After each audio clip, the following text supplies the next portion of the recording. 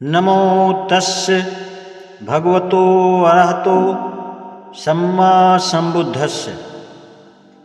शाक्यों द्वारा तथागत का स्वागत।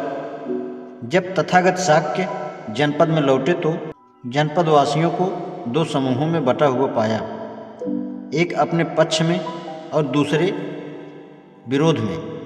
इससे उन्हें शाक्य संघ के उस पुराने मतभेद की याद आई जब शाक्य और कोलियों के बीच युद्ध के प्रश्न पर वाद विवाद हुआ था, जिसमें उन्होंने महत्वपूर्ण भूमिका निभाई थी। जो उस समय उनके विरोधी थे, उन्होंने अभी भी उनके प्रति श्रद्धा व्यक्त करने और उनकी महानता को स्वीकार करने से इनकार कर दिया, और जो उनके पक्ष में थे, उन्होंने प्रति परिवार एक एक पुत्र उनके संघ में दीक्षित करने का निर्णय कर लिया। वे कुल पुत्र संघ में दीक्षित होकर तथागत के साथ वापसी में राजगृह की ओर चल दिए। जिन परिवारों ने अपने यहाँ से एक एक पुत्र समर्पित करने का निश्चय किया था, उनमें एक परिवार अमितोदन का भी था। अमितोदन के दो पुत्र थे। एक था अनिरुद्ध, जिसका बहुत लाड प्यार और ऐश्वर्य में पालन हुआ था, और दूसरा था महानाम। महानाम अपने भाई अनिरुद्ध के पास गया और बोला, या तो तुम गृह त्याग करो या मैं करूँगा। अनिरुद्ध ने उत्तर दिया, मैं सुकुमार हूँ, मेरे लिए गृहस्थी का त्याग करके बेघर हो जाना कठिन है। तुम गृह त्याग कर लो। लेकिन अनिरुद्ध, मैं तुम्हें बताता हूँ कि गृहस्थी में क्या क्या करना पड़ता है। पहले तो तुम्हें खेतों में हल जुतवाना होता है। जब यह हो जाए तब खेतों में बीज डलवाना होता है। जब यह हो जाए तब खेतों को पानी से सिंचवाना होता है। जब यह हो जाए तब पौधों की निराई करानी होती है। और जब यह हो जाए तो फसल को कटवाना होता है। जब यह हो जाए तो फसल को ढोकर उठवा ले जाना होता है। और जब यह हो जाए उसकी पुली बनवानी होती है। जब यह हो जाए तो बैलों से रौदवाना होता है। जब यह हो जाए तो तिनके पृथक पृथक करना होता है। जब यह हो जाए तो भूसी पृथक करनी होती है। जब यह हो जाए तो उसे फटकवाना होता है। जब यह हो जाए तो फसल को कोठों में भरवाना होता है। जब यह हो जाए तो फिर अगले वर्ष यही क्रम दोहराना होता है, और यह क्रम प्रत्येक वर्ष चालू रखना होता है। कार्यों का तो कोई अंत नहीं है। आदमी के कामों की तो होती ही नहीं। ओह, हमारा श्रम कब खत्म होगा? ओह, हमारे काम कब समाप्त होंगे? इन पांचों इंद्रियों के सुख का भोग करते हुए हम कब आराम से रह सकेंगे? हाँ प्रिय अनिरुद्ध, कार्यों का तो कोई अंत नहीं है। हमारी मेहनत की समाप्ति तो कभी होती ही नहीं। अनिरुद्ध बोला, तो गृहस्थी के भार को तुम ही संभालो, मैं ही घर से बेघर हो जाऊंगा। तब अनिरुद्ध शाक्य अपनी माँ के पास गया और उनसे बोला, माँ, मैं गृहत्याग करके प्रव्रजित होना चाहता हूँ, मुझे ऐसा करने की अनुमति दीजिए।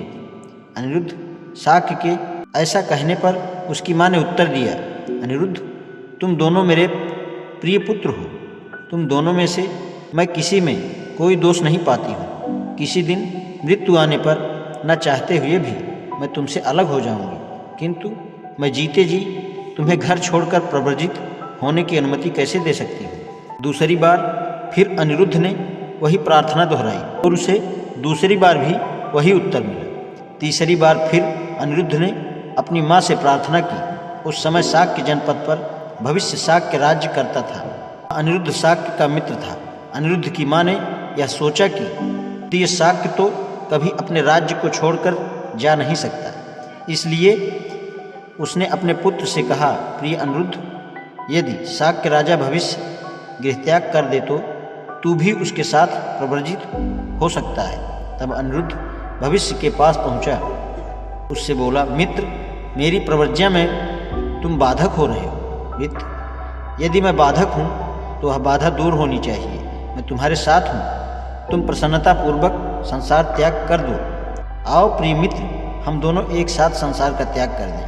भविष्य बोला, भद्दी बोला, मित्र, मैं संसार का त्याग करने में असमर्थ हूँ। तुम इसके अतिरिक्त मुझे कुछ और करने के लिए कहो, मैं तो वही करूँगा। तुम अकेले ही प्रवृत्त हो जाओ। मित्र, माँ ने मुझे कहा है कि यदि तुम प्रव्रजित हो जाओ तो मैं भी हो सकता हूँ, और तुमने अभी अभी कहा यदि मैं बाधक हूँ तो वह बाधा दूर होनी चाहिए। मैं तुम्हारे साथ हूँ, प्रसन्नतापूर्वक संसार त्याग कर लो। इसलिए मित्र, आओ हम दोनों ही संसार त्याग करें। तब शाक्य राजा भद्दी अनिरुद्ध से बोले, मित्र, 7 वर्ष तक प्रतीक्षा करो। 7 वर्ष की समाप्ति पर हम एक साथ प्रव्रजित होंगे। मित्र, 7 वर्ष का समय बहुत लंबा है, मैं 7 वर्ष तक प्रतीक्षा नहीं कर सकता। भविष्य ने 7 वर्ष के काल को घटाकर 6 वर्ष कर दिया, और इसी प्रकार समय कम करते करते 1 वर्ष प्रतीक्षा करने की बात कही। फिर 7 महीने, और इस प्रकार घटाते घटाते 1 महीना, और अंत में 15 दिन प्रतीक्षा करने की बात कही। प्रत्येक सुझाव पर अनिरुद्ध ने एक ही उत्तर दिया, प्रतीक्षा के लिए यह समय बहुत लंबा है। तब राजा बोला, अच्छा मित्र, 1 सप्ताह तो प्रतीक्षा करो, तब तक मैं अपने भाइयों और पुत्रों को राज्य सौंप दूंगा। अनिरुद्ध बोला, 7 दिन तो कोई लंबा समय नहीं है, इतने दिन तो मैं प्रतीक्षा कर लूँगा। तब शाक्य राजा भविष्य, अनिरुद्ध, आनंद, भृगु, किम्बिल और देवदत्त अपनी रिंगनी सेना सहित उद्यान क्रीड़ा के लिए साथ साथ जाते थे। उपाली नाई भी साथ हो लिया। सब मिलाकर उनकी संख्या 7 हो गई। कुछ दूर जाने पर उन्होंने अपनी सेना को लौटा दिया और सीमा पार कर साथ के दूसरे जनपद में प्रवेश किया। उन्होंने अपने सुंदर गहने कपड़े उतारे, उनकी गठरी बनाई और उपाली नाई से बोले, हे अच्छे उपाली, तुम अब वापस कपिलवस्तु चले जाओ। तुम्हारे जीने के लिए यह सब पर्याप्त है। हम जाकर तथागत की शरण ग्रहण करेंगे। और वे आगे चल दिए। वे चले गए और कपिलवस्तु लौटने के लिए उपाली ने विदा ली। आज इतना ही।